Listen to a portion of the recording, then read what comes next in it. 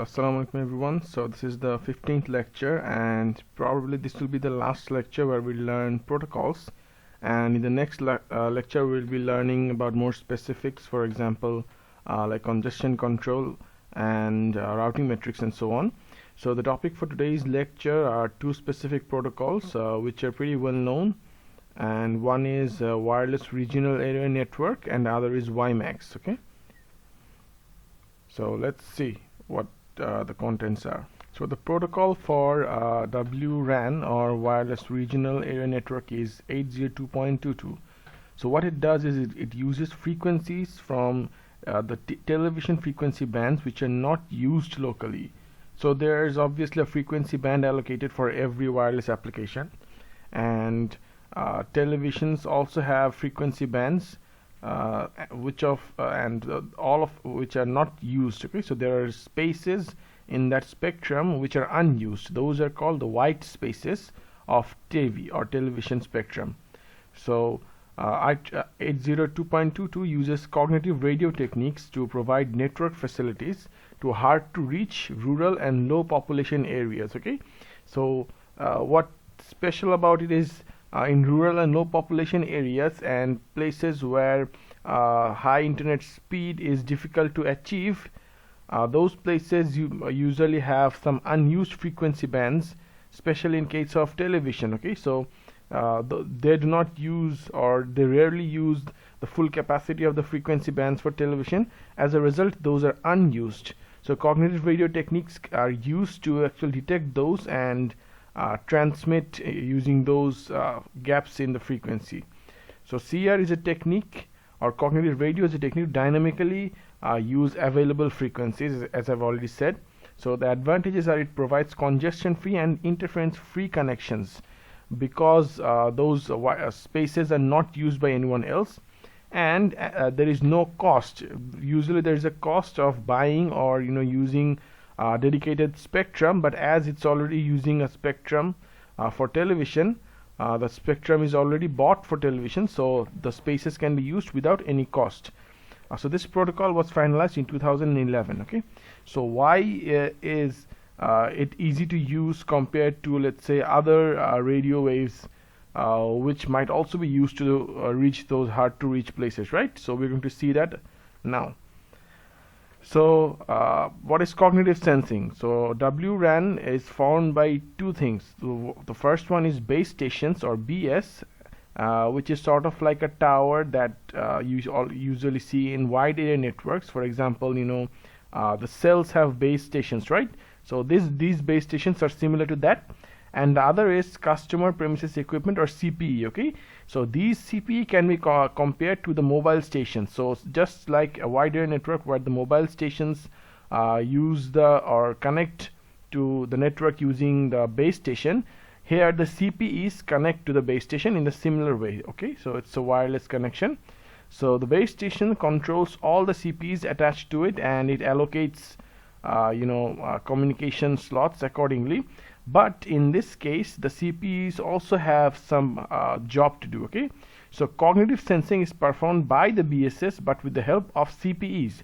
So CPEs sense the spectrum in their location. Okay, so they find the white spaces where it is not being used. Okay, so those spectrum or those spaces are detected by the CPEs, and they report this information periodically to the base stations. Okay, so once the base stations get the information or the periodic reports from the CPEs about what they're sensing, then the base stations have an idea of which frequencies they can use to communicate with the CPEs. Okay, so using those frequencies, the base stations keep transmitting. For example, let's say it selects a frequency bandwidth and it keeps transmitting in that bandwidth unless it gets a report which states that someone else is using that frequency. In that case, it switches over to another white space or another free space. Okay, so this information is collected from the CPEs and from the reports.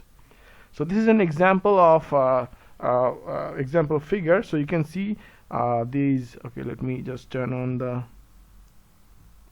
what is it called, the laser. So what you can see here, these are the base stations, okay, and these homes, okay. So you can consider that all these homes contain CPEs, okay, or any devices which may contain cognitive radio sensing, okay. So this figure I have actually collected it from a very recent paper, so this is just the reference of the figure, so you don't have to study details about this paper. It's just a reference. So based on cognitive radio technology, the WRAN MAC layer has been built because this is the main thing that we need. So without cognitive radio technology, it will be difficult, or it will be actually impossible to implement this technology, because or this protocol, because what this protocol does is it uses the unused spectrum, okay. So without any way to sense those spectrums, there is no use of using this protocol. So that the cognitive radio technology allows sensing that the medium without much battery usage, okay. So it consists of two structures, the WRAN MAC layer. One is the frame and another is the super frame. So each super frame is actually built of many frames, and super frame also has a preamble. So super frame contains frames and preamble. So each super frame also has a control header, which is called super frame control header, or SCH, okay. So BS, or the base station, sends super frames to every possible channel which are free actually, while avoiding interference by using the CPU readings, just as I have told you before. So it communicates using all the free channels, and whenever it receives a report that okay, this channel is being used, and again a new channel is free, then it shifts from that channel to the new one, okay. So this is how actually it controls which channels are being used. So CPU performs spectrum measurement, as I have said, because without measuring the spectrum, they will not be able to understand which parts of the spectrum are free, and according to that they cannot send the report. So they measure the spectrum in two ways. One is in-band and one is out-band. So in-band means in-band consists of sensing actual channel that is being used. So that means sensing the channel which is currently being used by the base station to communicate with the CPE, okay. And outband means consists of sensing the rest of the channels, okay. So if you are checking the in-band channel, that means you are checking for information that is being sent to you, and on the same hand, you have to also check whether that frequency is being used by someone else or not. So whenever someone else is transmitting, then you have to notify or give the report to the base station. So this is in-band. And in case of out-band, that means you are actually keeping track of the channels which are not being used by the base stations, okay. So if one of those channels are free again, then that free channel can be used by the base station, right? So that is when the report will contain the information and will be sent to the base station. So these are the two types of spectrum measurement. And the MAC layer also performs two types of sensing. So this means this is different from spectrum management. So there are two types of sensing: fast sensing and fine sensing.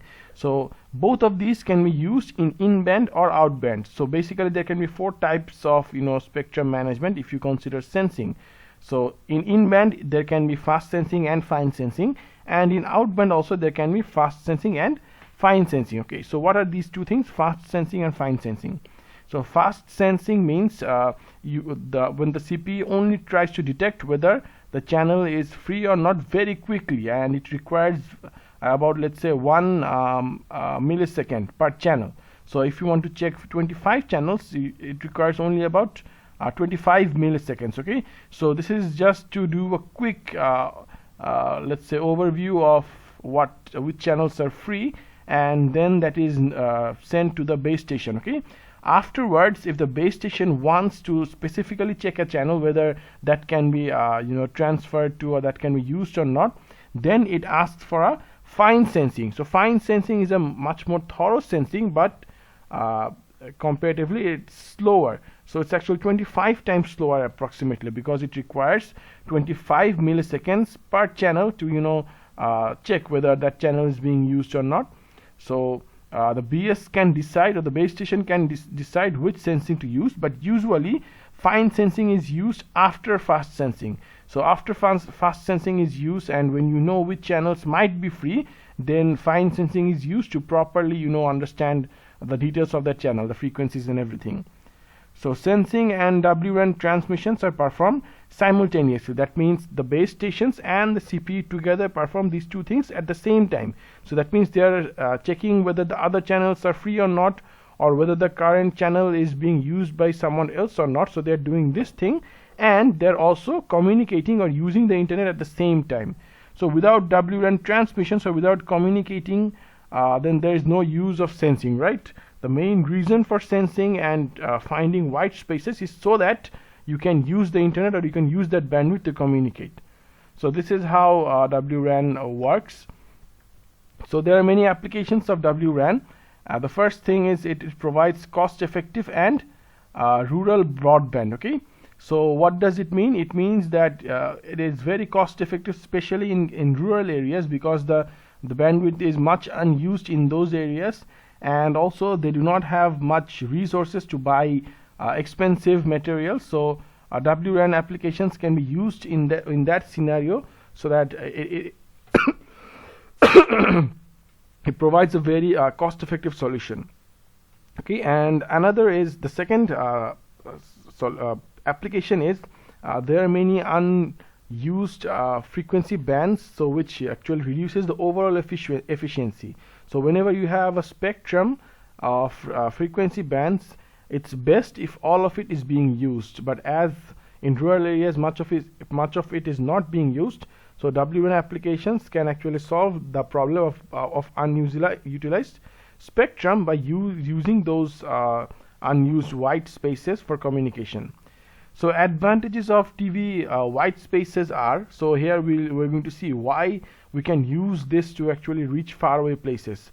So the frequency or the signal is 3 to 5 times better compared to microwave in terms of coverage. So it means that they are broader. So whenever you use let's say microwave, they travel in a specific direction, but in case of TV white spaces or television spectrum, the coverage is broader. That means you can reach a larger area, or you can cover a larger area.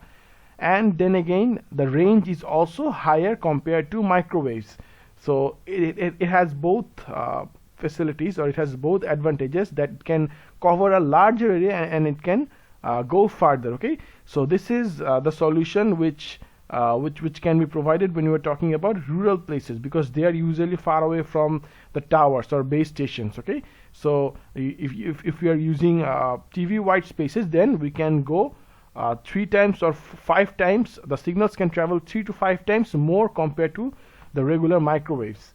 So the cost is also reduced because there is need of fewer access points. So if the range is higher, that means you need less access points to cover the same area. So this also reduces the cost, and the use of clean spectrum at no cost, because you're not buying any spectrum.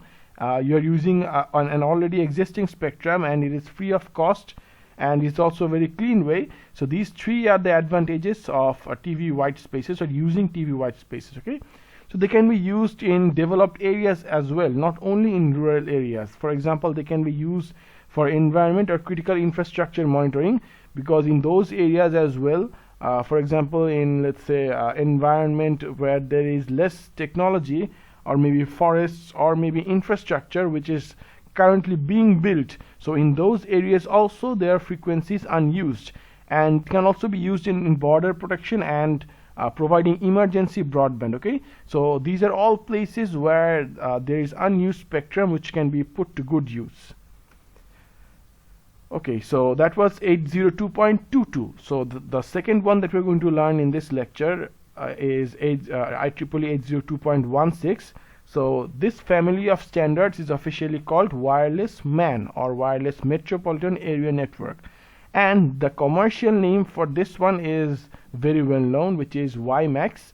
So this name was coined by the WiMAX Forum Industry Alliance, and the full form of WiMAX is Worldwide Interoperability for Microwave Access. Okay, so the original standard was published in 2001, and it was called or it is still called fixed WiMAX, because that has not changed, but a lot of other changes have been incorporated into the standard, and eventually it was deployed in 2005. The version was 802.16e 2005 amendment version. Okay, so even after that, a lot of let's say standards were proposed or amendments were done, but that was the first large scale deployment. So the protocol, or this specific protocol, standardizes the physical and MAC layer, just like the previous protocols that we learned. This protocol also, works with the last and the second last layer. That means the physical and the MAC layer. So the MAC layer is actually part of the data link layer. So it works with the part of the data link layer and the physical layer. The protocol mainly deals with providing far-end wireless broadband access. Okay, so that means it tries to provide internet to faraway places where usually wireless network does not reach, and usually cables or wired connections are used. So it is let's say alternative of cable and DSL. Okay, and it is also let's say last mile use. Okay, or last mile means the end users. So cable and DSL is used to provide internet to the end users. That means the normal people at homes, at residences, at universities. Okay, things like that. So this WiMAX also works as a alternative to cable and DSL in that respect. So 802.16e describes a few convergence layers for wireline technologies. Okay, so what are wireline technologies? Ethernet, then ATM. Okay, so these are examples of wireline technologies. That means they use wired connection to provide internet or network facilities. So what 802.16e does, it provides a few convergence layer which encapsulates all those wireless technologies so that they can also be used in wireline technologies, so that they can also be used in wireless medium. Okay, so that's how WiMAX can cover a lot of other protocols or the facilities of those protocols. So it is a connection oriented technology. So what does connection oriented technology mean? Connection oriented technology means the subscriber needs a permission from the base station to use the channel or to communicate with the base station. Okay, so even in this scenario, in WiMAX also there's a tower or the base station which allocates a channel to the subscriber station. So the subscriber station can again be compared to the mobile station of wide area network. And as the channel is allocated specifically to a subscriber station, without the providing this channel, the subscriber station cannot use that medium. As a result, it provides a quality of service because the slots are fixed and the slots are given in a centralized manner. Okay, so WiMAX is based on the IEEE 802.16 standard, which is why it is unofficially also called WiMAX. And another important information here is wireless MAN or wireless metropolitan area network has an advanced version, and LTE also has an advanced version. So these two competed with each other for application in 4G, but now, as you know, LTE is being used. Okay, so this is just to show how much importance WiMAX or wireless MAN has, or how much improved it is, or how much usability it has. So these are the WiMAX applications. So portable mobile broadband across cities and countries. Okay, so this point is very important. So providing broadband wirelessly was a difficult issue before. Even providing through wired is quite recent. So now it can be provided across cities and countries. That means the range has been increased by a lot. So this is one application of WiMAX, and the names kind of suggests that also, right? Even without the full form, the abbreviation suggests that it has maximum capability compared to Wi-Fi. Okay, so WiMAX is even though the architecture looks similar to mobile or wide area networks, it is actually much more similar to Wi-Fi. Hence the name WiMAX also corresponds to that. Okay, so it's an alternative to wired last mile access like DSL and cable. I've already said what last mile access means. It means the let's say, the technology which are used to reach the end users. And next is it provides data, telecommunication, and IPTV services. Okay, so data means the regular internet that we use to connect, and telecommunication means audio connection. That means when you want to communicate with someone using the internet, that is called the voice over internet protocol. So it also provides the telecommunications facilities and the IPTV services. This is the internet protocol television services. Okay, so all these three services are provided over the internet, but they are different kinds of services. And other applications include smart grids and metering. Okay, so these are, let's say, electronic or electric applications. Smart grids are smart applications which allow, let's say, controlling of energy and providing of energy resources, and metering is measuring that energy. Even meters are present in some homes. Okay, so WiMAX applications are also used to connect smart grids and metering applications. So that was it about this lecture, and it was a very short lecture. So I have not gone into details about it, and most of the information I've collected from Wikipedia and some from papers. So if you have any questions regarding this, please feel free to ask. And with this, I'm going to end the lecture for today. Assalamu alaikum everyone.